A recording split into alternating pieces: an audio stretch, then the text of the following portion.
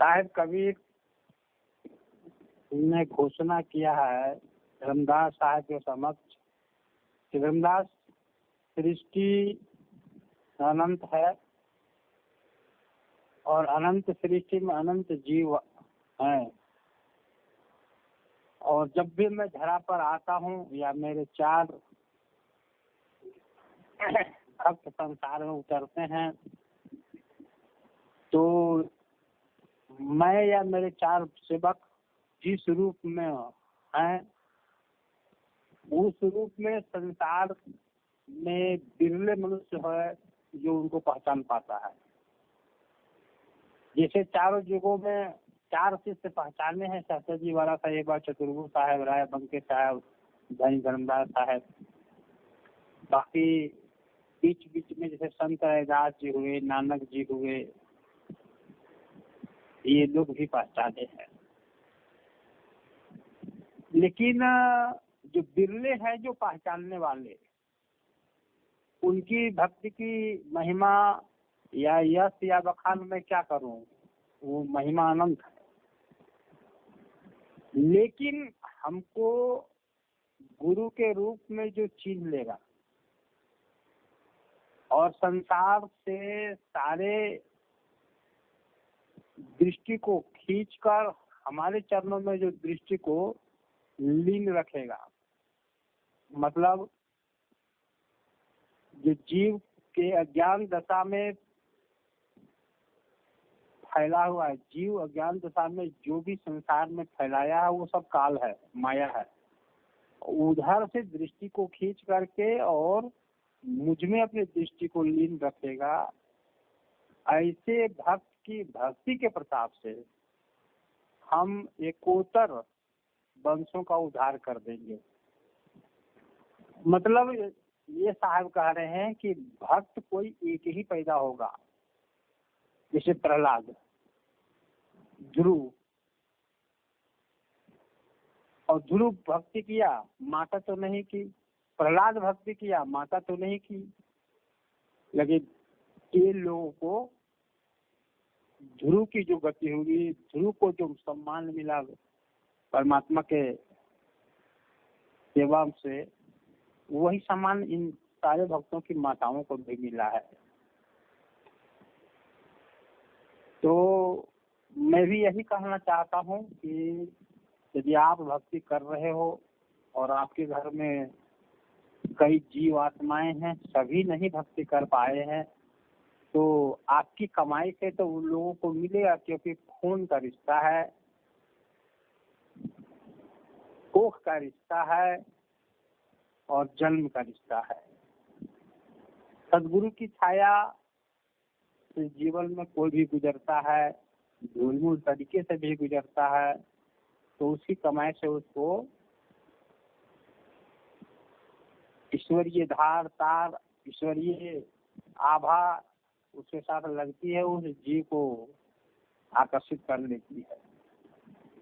ये गुरु महिमा की मैं व्याख्या कर रहा हूँ संक्षिप्त रूप से। इसलिए जो वंदना है आप लोगों की प्रार्थना है, और अमरीश भी कई बार वंदना किया है, प्रार्थना किया है, उसकी धर्म पत्नी भी की है। ये सारी वंदनाएं सदगुरु के चरणों तक हमने पहुंचाया है, जिसको मैं शब्द गुरु कहता हूँ। जैसे आकाश कहते किसको है, जिसका कोई ओर छोर नहीं है, जिसका कोई अंत नहीं है, अगाध है। ठीक शब्द गुरु भी वैसा ही है, उसके चरणों तक मैं संदेशा भेज दिया हूँ, वो कबूल किए भी हैं, क्योंकि उनका वचन है संसार के प्रति कि एक भक्त की महिमा से अनेकों का उद्धार मैं करता हूँ, क्योंकि मैं दयालु पुरुष हूँ। मेरा कर्म के आधार पर मेरा नाम दयालु पुरुष रखा है संसार के लोगों ने। उनकी सारी गति मुझे दिखाई दे रहा था सदगुरु की ओर से, और इन लोगों ने भी अपने से बताते आया है, एक दिन दो दिन छोड़ छोड़ के। आज प्राण जब उलट रहे थे उसी समय वो हमको फोन किया था मैं भोजन करके और शरीर को सीधा किए हुआ था, लेटा हुआ था, नींद में नहीं था। फोन किया तो उन्हीं को देख भी रहे थे शब्द के भूमि से, क्योंकि समय तो नजदीक आ गया है, और वो फोन किया।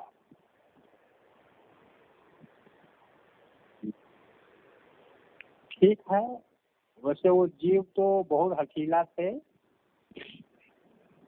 मैं इसलिए कहना चाहता हूँ कि मनुष्य को हठी नहीं होना चाहिए।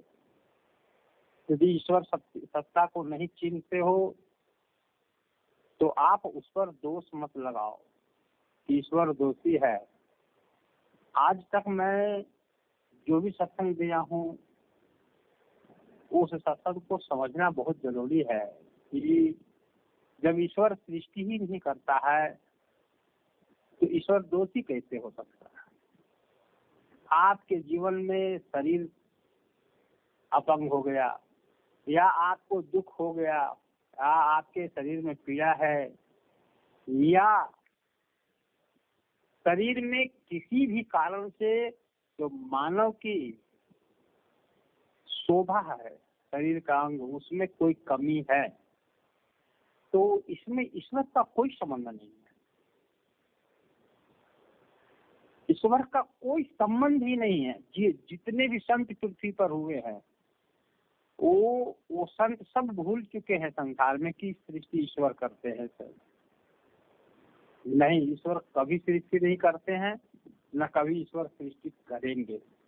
एक बात को सबको समझना है बार बार कि ईश्वर के होने से ईश्वर मौजूद है, उसकी सत्ता मौजूद है, उनका अस्तित्व सदैव है, सदैव रहेगा और सदैव था। उस अस्तित्व में कोई काल नहीं, वर्तमान, भविष्य और भूत, कोई काल नहीं होता। मैंने पहले भी कहा है, वो चेतना का झील है और समय के पार है। वो सत्ता है और वो आनंद का सागर है, रूप का सागर है, रूप का फुलवारी है, बाग है, उपवन है। सौंदर्य का कोई भी उदाहरण नहीं है उनके सामने। उन्हीं की सौंदर्य का प्रतिबिंब ये संसार है। जैसे कोई पेड़ होता है तो पेड़ के होने के कारण उसकी छाया है, बस ईश्वर है इसलिए ईश्वर का छाया ही संसार है। पेड़ है तो आप सोचेंगे कि पेड़ ने छाया को बना डाला, नहीं, पेड़ ने छाया को नहीं बनाया, उसको कोई बनाने का शौक नहीं है। पेड़ है इसलिए छाया बन जाता है। पूरी सृष्टि में जो कुछ आप देख रहे हो वो ईश्वर है इसलिए वो देख रहे हो। ईश्वर के कारण संसार में इसका विस्तार हुआ है, लेकिन ईश्वर ने नहीं किया। इसलिए ईश्वर को कुछ संतों ने अकर्मा कहा है, मतलब कोई कर्म नहीं करता। ये बात सही है कि अकर्मा है, वो कोई कर्म नहीं करता। जैसे समुद्र के बारे में मैंने उदाहरण दिया है कि समुद्र को कोई शौक नहीं है कि अपने जलों को वो वाष्प बनावे, गर्म करे और बादल में परिवर्तित करके और कुछ समय में वो जल की बूंदे धरती पर बरस के धरती को जलमग्न करे। उनको कोई शौक नहीं है। लेकिन समुद्र के होने के कारण और पांचों तत्व के प्रभाव के कारण वाष्प बन करके जल की बूंदे बरसती भी हैं, जलमग्न करती हैं। समुद्र है इसलिए होता है। इस चीज को समझना सबको चाहिए। बारिश से हानि भी है और लाभ भी है। बहुत ज्यादा बारिश होती है तो पृथ्वी जलमग्न होती है, जीव जंतु खेत खलिहान मानव त्राहिमाम करने लगते हैं, बाढ़ आ जाता है। लेकिन जो ऊंचे स्थान है वहाँ लोगों को आनंद भी आता है। मतलब हानि और लाभ दोनों ही संसार में कोई भी कार्य से। इसलिए प्रभु नहीं करते कोई काम, कभी नहीं करते। आज मैं एक चीज और बताता हूँ कि जितने भी कर्म का उदाहरण लोगों ने दिया है ये भी अधूरा है, ये भी अल्पज्ञ लोगों का सिद्धांत बनाया हुआ है। परमात्मा किसी के कर्मों को लिखता नहीं है, या चित्रगुप्त कहीं बैठ करके हम सबों का कर्म को नहीं लिख रहे हैं जिसकी हम लोग पूजा करते हैं। नहीं नहीं, ऐसा कुछ नहीं, सब अज्ञान दशा की बातें है। मैंने कहा है कि हमारा आपका जो चित्त है वही चित्रगुप्त है, वो गुप्त रूप से है, वैज्ञानिक विधान से है वो। और हमने जो भी कर्म किया है या करेंगे वो सब उसमें अंकित स्वतः होता है, जो कहते हैं ऑटोमेटिक, अपने आप। और उसमें जब अंकित होता है चित्त में, उसी अनुरूप मेरी इच्छा और प्रेरणा होती है संसार में कर्म करने का और सुख दुख का। तो सब कुछ मेरा किया कराया है, मेरा धरा धराया है, हमारे ऊपर किसी ने कोई कर्मों को सौंपा नहीं है मेरी मर्जी के खिलाफ। ये बात ध्यान देना होगा। हमने व्हाट्सएप में कुछ भी भेजा है या भेजूंगा तो उसका बहुत से रहस्य रहते हैं उसमें पकड़ने के लिए, लेकिन लोग पकड़े तो। मैंने कहा कि लोहा पहले से जंग लगा हुआ नहीं होता।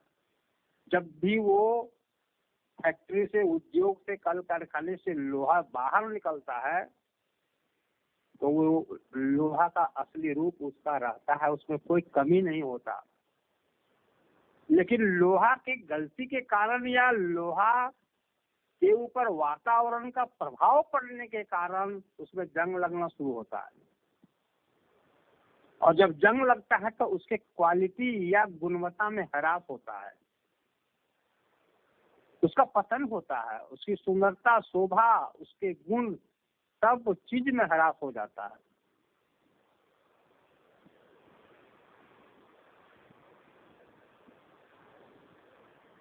ठीक उसी तरह से आत्मा या आत्मा की चेतना, जिसको सुरति कहते हैं, वो निर्मल होती है।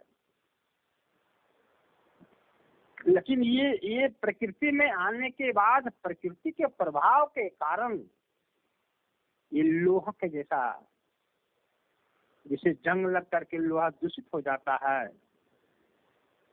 अवगुण से भर जाता है, ठीक उसी तरह से जीव भी हो जाता है। यही कारण है कि भगवान से ज्यादा महिमा सदगुरु प्रभु की है। संतों ने कहा है कि परमात्मा को मत खोजो, गुरु को खोज लो। और गुरु यदि तुम्हें मिल गए और तुम्हारा गुरु बनना वो स्वीकार कर लिए, तुमको पढ़ाना वो स्वीकार कर लिए, तो तुम्हारा समझो कि आज भाग्य उदय हुआ है। भाग्य मतलब सवेरा है, जीवन में शुभ दिन है। क्योंकि तुम्हें पता ही नहीं है कि तुम काल और कर्म पर मिथ्या दोष लगाते हो। साहब का भजन है इस पर, कोई समझेगा तब तो इस सब का भाषा बताएगा। हम लोग काल और कर्म पर झूठ मिथ्या लगाते हैं। अरे लोहा, लोहा फैक्ट्री में तो लोहा था, वो शुद्ध होकर के बाहर में निकला ही है, और बाहर निकलने पर पांचों तत्वों के प्रभाव के कारण वो मैला हो गया। उसी तरह से जीव भी प्रकृति में आने के बाद मैला हो गया। अब ये सारी प्रक्रिया से आप बचोगे कैसे? आप पवित्र कैसे रहोगे? आपके ऊपर जंग न लगे, कर्मों का जंग न लगे, चित्ती न लगे, आप निर्मल ही रहो। ये कैसे संभव है? ये संभव गुरु से होगा। गुरु शिक्षा देंगे, दीक्षा देंगे, भेद बताएंगे, तब आप निर्मल रहोगे। और जब निर्मल रहोगे तो जीवन का अंत समय में भी निर्मल दशा ही रहेगी। और निर्मलता के साथ परम निर्मलता में आप प्रवेश कर पाओगे।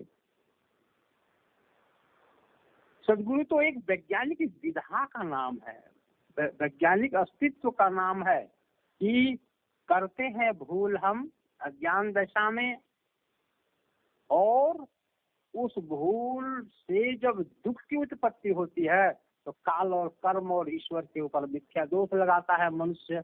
यही सदगुरु समझाते हैं कि प्यारे कर्म तुम करो, कुशलता पूर्वक कर्म करो, लेकिन कुशलता पूर्वक कर्म तुम कैसे करोगे, तुम तो पति नहीं है। तुम अपना भाग्य अपने लिखो, तुम चित्रगुप्त स्वयं बनो और अपने कर्मों को तुम इतना ताकतवर, मजबूत, न्यायप्रिय, लोकप्रिय बनाओ कि तुम्हारे सामने बड़े से बड़े पाप भी ध्वस्त हो जाए। मतलब पाप ही नहीं उत्पन्न हो सकता तो ध्वस्त होगा कहाँ से। तुम कर्म में इतना कुशल हो, सुहर खिलाड़ी हो जाओ।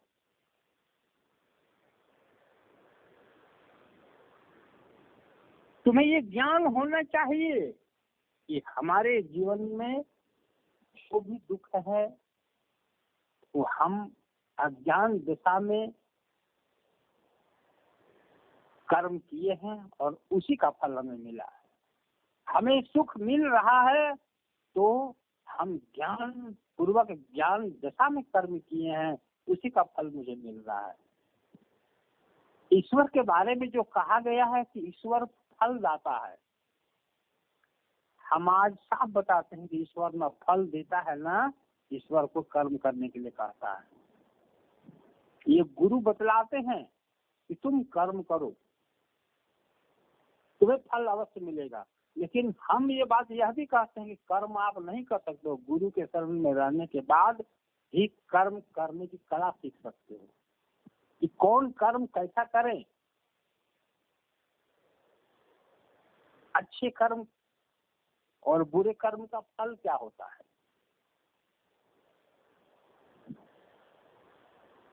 संत रविदास की एक वाणी है, वो वाणी क्या है? कहते हैं कि प्रत्येक फूल वृक्ष में खिलता है, वृक्ष में फूल खिलता है। इसका मतलब क्या है? फूल खिलने का मतलब है कि उसमें फल लगेगा। पहले फूल खिलेगा तब फूल से फल लगेगा, और जैसे ही फल लग गया तो फूल क्या हो जाता है? झड़ जाता है सूख करके। मतलब फूल का कर्तव्य ही है अपने अस्तित्व को मिटा दो और वहां पर फल नाम का अस्तित्व को ले आओ।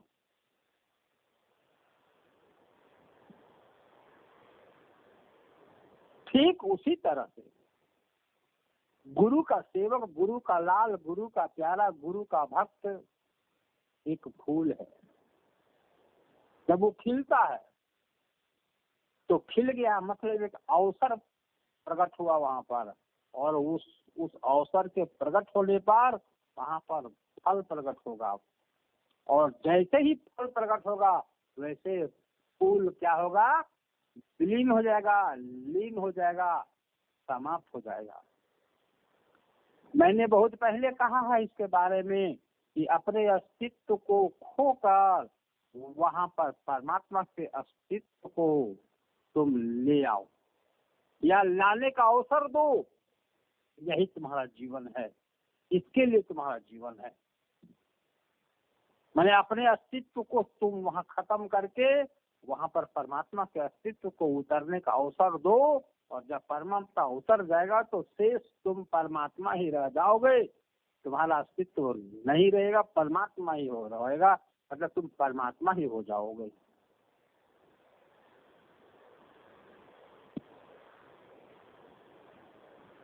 तो हम सभी फूल हैं, और हम इस फूल का मकसद एकमात्र है कि इस परमात्मा को उतरने का हम जगह दे दें, फल लगने का जगह दे दें, और जब फल लगेगा तो दुनिया को भाएगा भाएगा।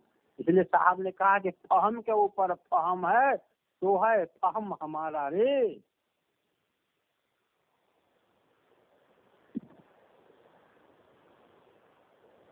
जीव के ऊर्ध्व ऊर्ध्व में फैला हुआ, जीव के ऊर्ध्व में फैला हुआ खुशबू को परमात्मा कहते हैं। ये सभी काम संभव, ये सभी कार्य संभव सदगुरु की भक्ति से होता है।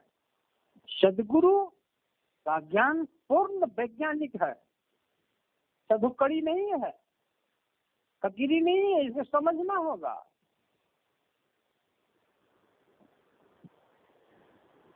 आपका अस्तित्व, आपकी चेतना के ऊपर एक महक प्रकट होगी, खुशबू प्रकट होगी, और उस वह घनघोर रूप में उमड़ने लगेगा।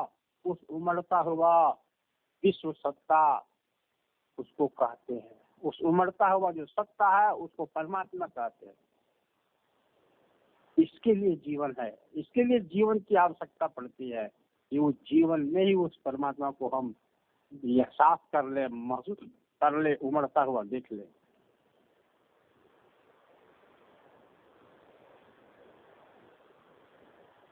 परमात्मा ऐसा बैठा हुआ है कि हमारे कर्म को करवाता है, हमको जन्म में डालता है, हमको मृत्यु देता है, हम जन्मते हैं, मरते हैं, दुख में पड़ते हैं। नहीं, परमात्मा इससे बहुत अलग है, उसको कोई मतलब नहीं इससे। हम अपने आप स्वतंत्र हैं भूल करने में, और भूल करते हैं परमात्मा के ऊपर दोष लगाते हैं। मनुष्य का जीवन का एकमात्र लक्ष्य है यदि गुरु के दृष्टि से तो फल लग जाना। जीवन फूल है तो उससे फल का विस्तार हो जाए, फल लग जाए, और फल जैसे लग जाए फूल विलीन हो जाता है, समाप्त हो जाता, फल ही रह जाता है, और वो फल सबको भाता है। बस इतने के लिए मैंने एक चीज लिखा कि पैसा हम लोग कमाते हैं जीवन में, बच्चों के लिए, माँ बाप के लिए, पत्नी के लिए, परिवार के लिए, रिश्ते नाते के लिए, और सबको सुख मिले, इसके लिए हम कमाते हैं। लेकिन हम कमाने के चक्कर में धन को बढ़ाने के दृष्टिकोण से हम वो भूल जाते हैं कि ये पैसा इसलिए कमाते हैं कि हमें परिवार को सुख देना है, जीवन में रिश्ते नाते को सुख देना है, न कि कमाने के चक्कर में बच्चे को और परिवार को और रिश्ते को नाते को भूल जाए और हम बहुत धन संचय कर लें। मैं इसमें यह भी कहना चाहता हूँ कि पैसा से घर में खाने का, पीने का, पहनने का, ओढ़ने का, रहने का हमें संसाधन प्राप्त होता है, जिसके कारण बच्चे, पत्नी, माँ बाप सब लोग खुश रहते हैं। और सबके पास सब कुछ रहे और उसके पास उसकी पत्नी या उसके बच्चा या उसका बाप या उसकी माँ या उसका पति ही उसके साथ न रहे और सब सुख उसके पास रहे, तो हमको लगता है कि मायूसी रहेगा उसके जीवन में। तो यहाँ पर गहराई छिपा हुआ मेरा ये कहना है कि संसार में सब कुछ है लेकिन परमात्मा नहीं है। परमात्मा को आपने नहीं समझा, परमात्मा का दीदार नहीं किया, परमात्मा को भक्ति नहीं किया, तो मैं कहता हूँ कि आपके घर में बहुत धन है, आपके बच्चे के पास, आपकी पत्नी के पास, आपके माँ बाप के पास, लेकिन आप यदि उसके पास नहीं हो तो हमको लगता है कि आपकी पत्नी आपसे कभी खुश नहीं रहेगी। सब कुछ रहने के बाद आपके बच्चे आपसे खुश कभी नहीं रहेंगे, आपके माँ बाप आपसे खुश कभी नहीं रहेंगे, क्योंकि पैसे से खुशी नहीं मिलती है, छलभंगुर सांत्वना है। पैसे के साथ आपकी भी उपस्थिति होनी चाहिए, आपका संग भी होना चाहिए। ठीक उसी तरह से प्रकृति में सब कुछ है जीवन में सुख के लिए, लेकिन यदि इसके साथ परमात्मा का आप अनुभव नहीं है, परमात्मा का दीदार नहीं है, तो वही दशा है जैसे आपके घर में सब कुछ आपने कमा के रख दिया है और महीने महीने भेज रहे हैं, लेकिन आपका संग नहीं है परिवार में, आपका उपस्थिति नहीं है, तो परिवार में सब लोग कैसे रहते हैं। ठीक उसी तरह से जीव और प्रकृति के साथ हो गया है मेरे भाई। जीव प्रकृति में लिप्त हो गया। प्रकृति तो देती है, बोलती है धन ले लो, सोना ले लो, चांदी ले लो, अष्ट सिद्धि ले लो, नौ विधि ले लो, तीनों लोगों का राज्य लो, यश लो, कृति लो, लेकिन जीव को कहाँ सुख है। एक सुहागिन स्त्री को पूछो जा करके, जिसके मांग में सिंदूर पड़ा और भारत सरकार का आदेश आया कि आ जा बेटा, अभी आ जा, तुमको राफेल लेकर जाना है पाकिस्तान, उड़ाना है जा करके। वो चला गया और उसकी दुल्हन से पूछो, उसकी दुल्हन के पास करोड़ों रुपए सरकार ने दे दिया, क्योंकि वो मर गया जा करके, वहां बलिदान हो गया उसका, देश के लिए उसने अपने को बलिदान दिया है। उसकी पत्नी को जरा पूछिए, वो करोड़ रुपया उसको खुशी दे रहा है क्या। ठीक उसी तरह से सृष्टि में सब कुछ है, सब आपको मिल जाएगा, लेकिन परमात्मा यदि नहीं मिला तो मेरे भाई वही दशा होगा जैसे एक सुहागिन स्त्री के पास करोड़ों रुपया सरकार दे देती है, लेकिन उसका पति नहीं है उसके साथ। एक बच्चा को करोड़ों रुपया दे दीजिए, लेकिन उसका बाप नहीं है उसके साथ घूमने के लिए, खाने के लिए, बैठने के लिए, बातें करने के लिए, तो क्या बच्चे को ऊपर। वही जीव और जीव की दशा है संसार में। तो जीवन में परमात्मा का भक्ति करने में क्या हमारा लगता है, हमारा कुछ बिगड़ता है क्या। यदि आप सोचते हैं मेरा समय लगता है, धन खर्च होता है, तो हम कहते हैं कि उस समय बचा के भी आप क्या करोगे, धन बचा के भी क्या करोगे, आयु बचा के भी क्या करोगे। जो खोने वाली चीज है वो तो खोएगी ही, लेकिन इसको खो करके यदि पाने वाली चीज है परमात्मा, जो अजर अमर वस्तु, उसको आप पा लिए तो भाई कुछ भी नहीं खोया, सिर्फ पाया। खोने वाली चीज तो खोएगी ही, लेकिन खो करके यदि पाया तो हमको लगता है कि एक लगाया और अनेकों पाया।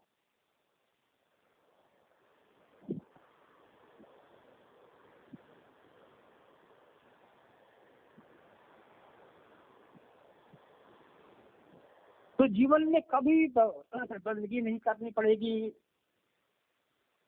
भाव विह्वल नहीं होना पड़ेगा, सहजा अवस्था उपस्थित रहेगी। यदि आप फूल हो और फूल के ऊपर फल लग गया, फूल हो और फूल के ऊपर फल लग गया, तो आपका जीवन सफल है, क्योंकि फल से ही तृप्ति मिलती है। फल अर्थात परमात्मा, परमात्मा रूपी फल का उदय फूल के ऊपर हो गया, आपका जीवन निहाल हो गया। यही परिश्रम हम आपको करना है। सब कुछ उदय हुआ, सब कुछ कमाया आपने, फल नहीं लगा फूल के ऊपर, तो वो फूल मुरझा ही जाएगा, बिना फल लगे सूख जाएगा और पेड़ से गिर जाएगा नीचे। तो मेरे बंधुओं, सदगुरु की महिमा, सदगुरु की भक्ति, सदगुरु की युक्ति को समझना हम लोगों को जरूरी है। मत खोजो परमात्मा को, परमात्मा है लेकिन हमें कुछ नहीं सुख दिया, लेकिन गुरु उस परमात्मा को दिखा दिया, यश बता दिया, कीर्ति बता दिया, और परमात्मा से संग लगा दिया, इसलिए गुरु से बड़ा जगत में कोई नहीं है। गुरु कोई साधारण नहीं व्यक्ति नहीं है, वो व्यक्ति नहीं है, पुरुष नहीं है। गुरु जो है वो गुरु ही है। तीनों लोकों की संपदा दे करके, पूरे जीवन के श्वास भी दे करके गुरु के चरणों में यदि हम उरीन हो जाए तो हमको लगता है कि सौदा सस्ता है। इतना बड़ा सहायक, इतना बड़ा विश्व हितैषी, तीनों लोक का हितैषी, सच्चा प्यार करने वाला, सच्चा सुख देने की प्रबल इच्छा रखने वाला, सत्ता का नाम गुरु है मेरे भाई। कोई आपसे लोभ नहीं, आपसे कोई चाह चिंता नहीं, आपसे किसी प्रकार की उसको इच्छा नहीं। बस उसकी एक इच्छा है कि मुझे तुम जान जाओ, मैं वह फल हूँ जो फल फूल के ऊपर लगता है, वो फल को तुम चिन लो, और वह फल एक बार चिन लोगे, एक बार प्राप्त कर लोगे तो तुम वह फल का हितैषी स्वयं रहोगे और तुम ही फिर फल भी हो जाओगे। फल भोगते भोगते फल ही हो जाओगे, और वो फल अजर और अमर वस्तु है मेरे भाई। इतना बड़ा दानी को सदगुरु कहते हैं, और हम सदगुरु को दान देते दिखाते हैं कि हम आपकी कुछ सेवा किए हैं, बंदगी किए हैं। क्या करोगे उसकी सेवा जी? क्या उसकी भक्ति करोगे? वो आपकी भक्ति का भूखा है वो सदगुरु? क्या आपकी सेवा के लिए क्या वो रास्ते में अपनी पलक फावड़े बिछा के बैठा होगा कि सेवक आएगा हमको कुछ देगा? जी नहीं, बिल्कुल नहीं। इसलिए ऐसे समर्थ सदगुरु हमारे कबीर साहब हैं, 4 गुरु हैं कि परमात्मा को दे देते हैं, कर्म करने की कला को जीवन में सिखला देते हैं, और हमारे जीवन रूपी फूल पर नए नए अजर अमर फल लगे, इसके लिए हमें कुशल विवेकी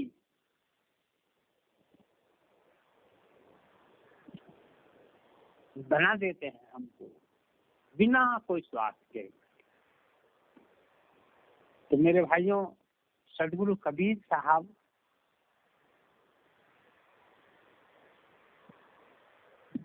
जब कहते हैं कि जगत जिसका कुल बनाया हुआ है,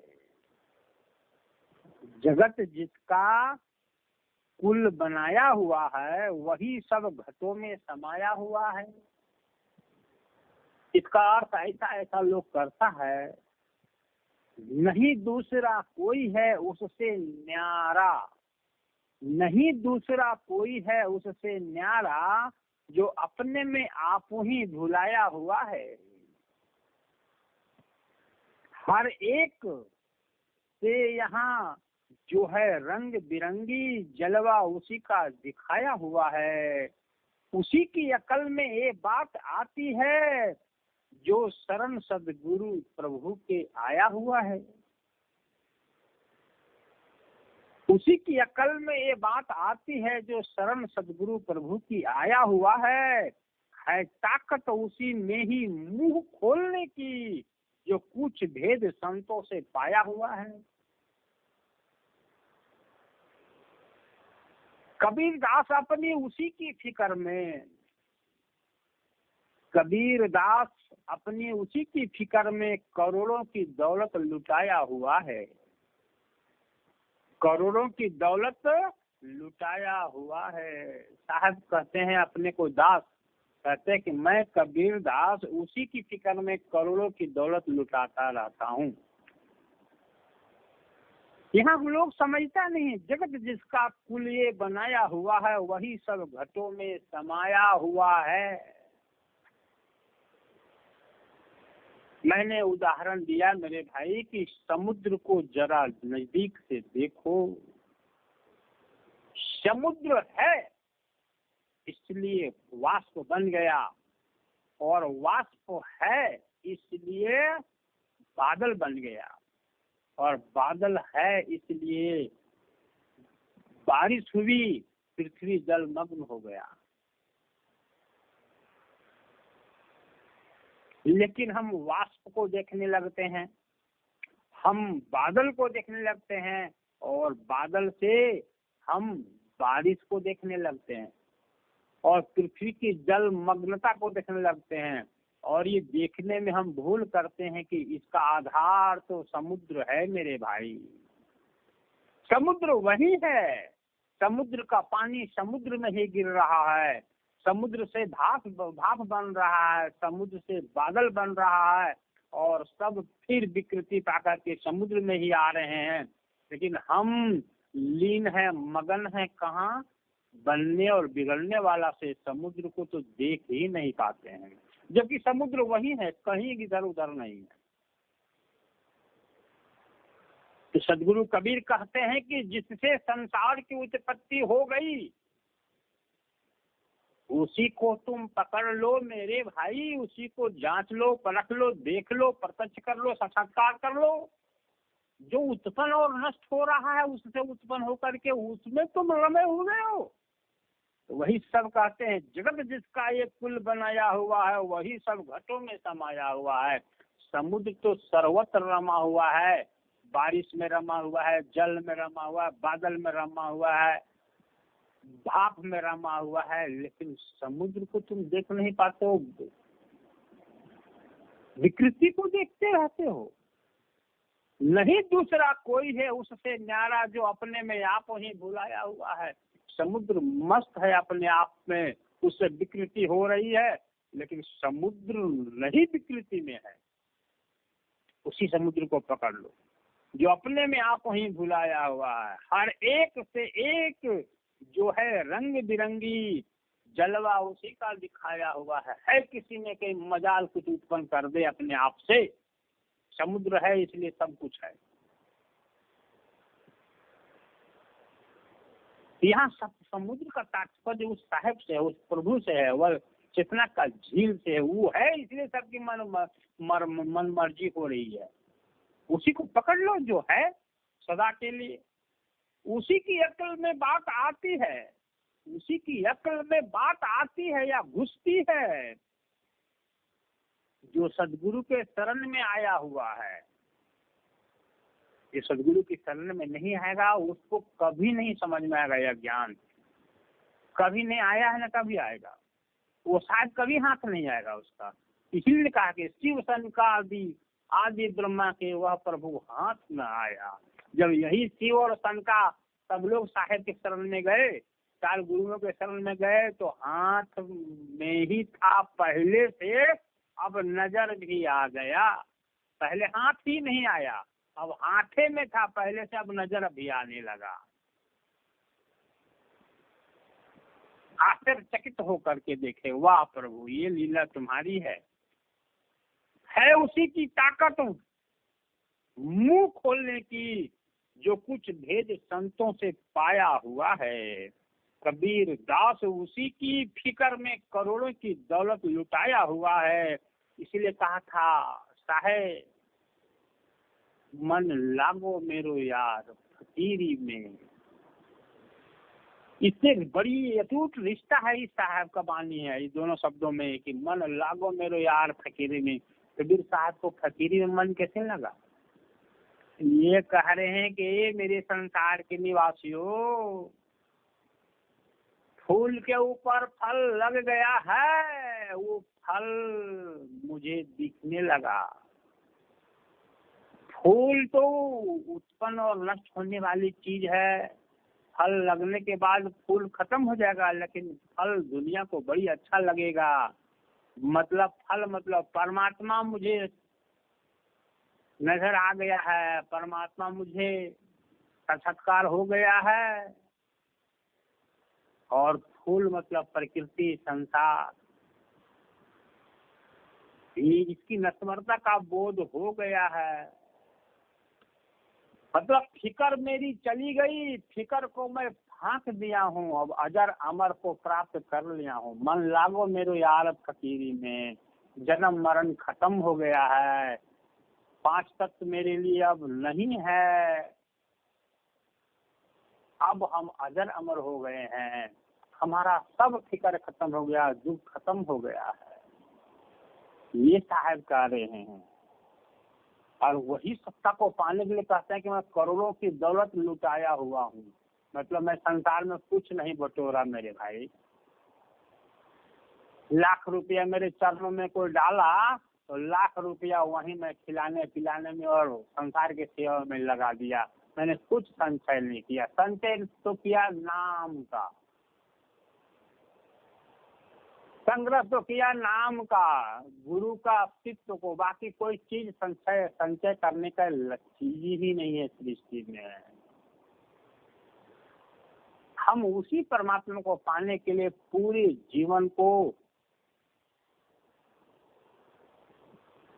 मग्न कर दिया, लीन कर दिया। और संसार के लोग उस परमात्मा को छोड़ देता है संसार को प्राप्त करने के लिए, संसार को बटोरने के लिए, और जुआड़ी की जैसे सिखा करके कर्मकार होकर के यहाँ से विदा होता है। और ऐसे विदा होता है जैसे हम कंगाल थे और आगे और कंगाल ही रहेंगे। घबराता हुआ संसार से विदा होता है, क्योंकि कोई धर्म तो दिखता नहीं है। कबीर कहते हैं, अरे मैं क्यों घबराऊं, मैं दास को छोड़ रहा हूँ और स्वामी को प्राप्त कर लिया हूँ। मैंने प्रकृति दासी है और परमात्मा स्वामी है। दास छूट रहा है, स्वामी मिल रहा है, तो मैं क्यों घबराऊंगा, मैं तो बहुत सहज रूप में आनंद रूप में विदा होऊंगा। तभी तो कहा, जा मरने से जग डरे मेरे मन आनंद, और कब मरियो कब कहियो पूरन परमानंद। ऐसे दीन दयाल हैं साहब मेरे कबीर, चार गुरु बन के संसार में भटकते हैं जीव को पढ़ावन की।